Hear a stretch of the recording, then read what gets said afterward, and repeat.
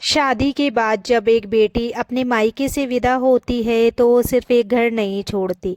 वो अपनी आदतें, अपने सपने, अपनी आवाज़, अपना मैं भी पीछे छोड़ आती है।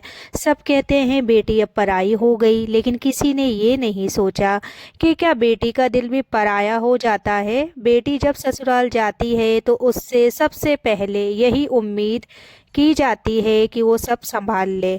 घर, रिश्ते, जिम्मेदारियाँ और सबसे ज़्यादा खामोशी। तो क्योंकि बेटी को सिखाया जाता है कि अच्छी बहू वही है जो ज़्यादा बोले बोले नहीं, सह ले और निभा ले। तो welcome back to my YouTube channel. कैसे हैं आप सब? आई होप कि आप सब ठीक होंगे, अल्लाह की पनाह में होंगे। तो निभा ले और सिखा ले, यही बेटियों को हमेशा सिखाया जाता है। और ये सीखने के बाद घर कभी टूटता नहीं है, धीरे धीरे बिखरता है। क्योंकि बेटी का घर एक दिन में नहीं टूटता, वो हर उस बात से टूटता है जब वो कुछ कहना चाहती है लेकिन चुप रह जाती है, जब वो थक जाती है लेकिन मुस्कुरा देती है, जब वो गलत के खिलाफ बोलना चाहती है लेकिन ये सोच कर रुक जाती है कि कहीं रिश्ता ना बिगड़ जाए। हर बार जब बेटी खुद को समझा लेती है तो वो अपने ही घर की एक ईंट निकाल देती है और किसी को पता भी नहीं चलता कि घर अंदर से खाली हो रहा है। मायके का रिश्ता बदल जाता है। शादी के बाद बेटी के मायके का रिश्ता भी बदल जाता है। पहले जहाँ वो रो सकती थी, अब वो वहाँ सोचती है अब तो मैं पराई हूँ। बार बार शिकायत ठीक नहीं। माँ भी चाहती है कि बेटी खुश रहे, इसलिए कई बार सच्चाई सुनकर भी कह देती है कि सब ठीक कर लो बेटा, समय के साथ सब सही हो जाता है। लेकिन हर दर्द समय के साथ सही नहीं होता। कुछ दर्द अंदर जमा होते रहते हैं और एक दिन बेटी को अंदर से तोड़ देते हैं। तो ससुराल में उम्मीदें बहुत होती है। समझ ससुराल में बेटी को अक्सर एक इंसान नहीं, एक जिम्मेदारी समझा जाता है। उससे उम्मीद होती है कि वो सबको खुश रखे, लेकिन कोई ये नहीं पूछता कि वो खुद खुश है भी है या नहीं। अगर वो बोले तो बदतमीज, अगर चुप रहे तो घमंडी, और रोए तो कमज़ोर। अगर सहती रहे तो यही उसकी अच्छाई मान ली जाती है। तो ऐसे में बेटी का घर बाहर से चलता रहता है लेकिन अंदर से टूट चुका होता है। सबसे बड़ा कारण होता है बेटी खुद को भूल जाती है। सबसे बड़ा कारण ये नहीं कि लोग गलत होते हैं, सबसे बड़ा कारण ये है कि बेटी खुद को कम समझने लगती है। वो सोचती है शादी हो गई है, अब बस निभाना है। लेकिन निभाने के चक्कर में वो खुद खुद को खो देती है। और जब इंसान खुद से रिश्ता तोड़ ले तो कोई भी घर कब तक टिक सकता है। बेटी को घर नहीं, सहारा चाहिए। बेटी को हर रोज़ नए कपड़े चाहिए, ना महंगे गहने चाहिए। उसे चाहिए बस इतना कि कोई उसकी बात सुने, उसके दर्द को हल्का समझे और उसे ये एहसास दिलाए कि वो बोझ नहीं है। अगर बेटी को सम्मान मिले तो वो एक टूटा हुआ घर भी जोड़ सकती है। लेकिन अगर उसे हर रोज़ झुकाया जाए तो मजबूत से मजबूत रिश्ता भी बिखर जाता है। तो दिल से शादी के बाद बेटी का घर इसलिए नहीं टूटता कि वो कमज़ोर होती है, बल्कि इसलिए टूटता है क्योंकि वो बहुत ज़्यादा मजबूत बनने की कोशिश करती है। याद रखो, बेटी अगर खुश है तो घर जन्नत बन जाता है, और अगर बेटी अंदर से टूट चुकी है तो सबसे सुंदर घर भी वीरान हो जाता है।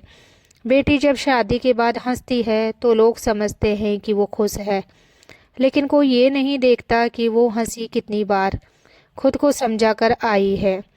वो रसोई में काम करते हुए सोचती है काश कोई पूछ ले कि आज दिन कैसा गया था।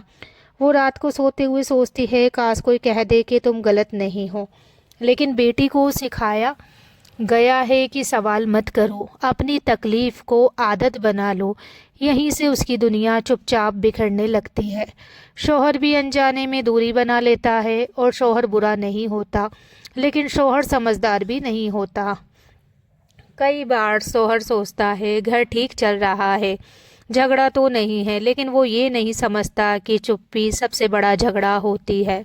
जब बेटी बार बार समझौता करती है और शौहर को इसकी आदत पड़ जाती है तो एक दिन वो रिश्ता साथ रहते हुए भी अकेला हो जाता है, और यही अकेलापन घर की नींव को कमज़ोर कर देता है। बेटी शिकायतें नहीं करती, खुद से लड़ती है। बेटी अक्सर किसी से नहीं लड़ती, वो खुद से लड़ती है। वो खुद को समझाती है कि शायद मेरी ही गलती है, शायद मुझे और सहना चाहिए, शायद मैं ज़्यादा सोच रही हूँ। लेकिन हर बार जब वो खुद को दोष देती है, वो अपने आत्मसम्मान को थोड़ा थोड़ा करके मार देती है। और जिस घर में आत्मसम्मान मर जाए, वो घर सिर्फ नाम का घर रह जाता है। समाज का डर बेटी को और तोड़ देता है। बेटी अगर बोले तो समाज कहता है, अरे शादी में तो ये सब चलता है। अगर वापस आ जाए तो कहा जाता है, लड़की संभाल नहीं पाई। इस डर में बेटी हर दर्द को छुपाना सीख लेती है।